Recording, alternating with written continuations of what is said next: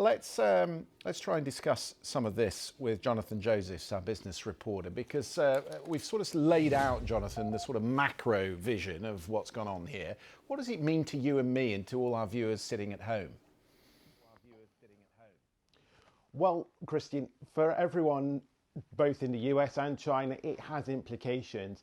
This is the most important trade relationship in the global economy. For instance, for Americans, obviously, there's that tariff barrier. When the tariffs that have been in place, that continue to be in place to some degree, they make it more expensive for American consumers to buy Chinese goods. And that is where so many of the things that we want are made, whether that's clothes and toys, consumer electronics. And if those goods aren't sold into America because they are too expensive for Americans, that means they are more likely to be flooding onto markets in Europe, in other parts of the world.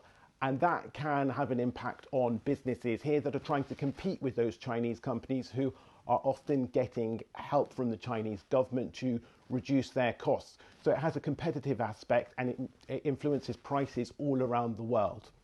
It's being painted this as a sort of preliminary truce, Jonathan, but who's really compromising here? Because we've had some reporting from the US economy in the last week that wage growth isn't what it should be, employment's not where it should be. There are elements of recession in some of the states across America. So was it the American side that had to give a little?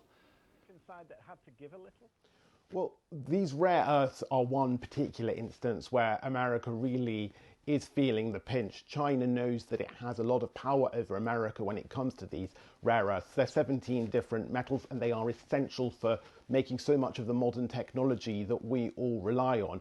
And one iteration of that was back in June when the boss of Ford was talking about this, and he said production had to come to a stop in some of their factories.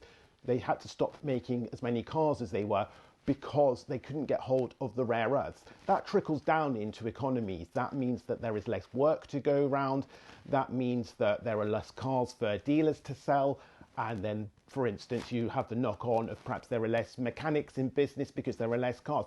So there is this trickle-down effect from these big-level issues that happen that are being discussed between President Trump and President Xi. So that's one way in which it is essential for President Trump to get hold of these rare earths. Now, China, for its part, it wants to have better access to American technology. It wants computer chips in particular, and that's also big business for America, selling those computer chips. But overall, if you look at the trade relationship between the two countries, the world's two biggest economies over the last few years, it has been somewhat tailing off.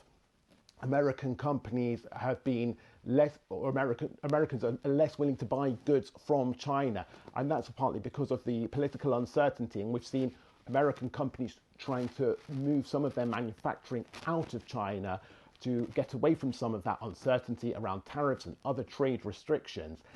And all of that means that, for instance, iPhones may be made in India rather than in China, and that can impact the price that American consumers and the rest of us pay for these things.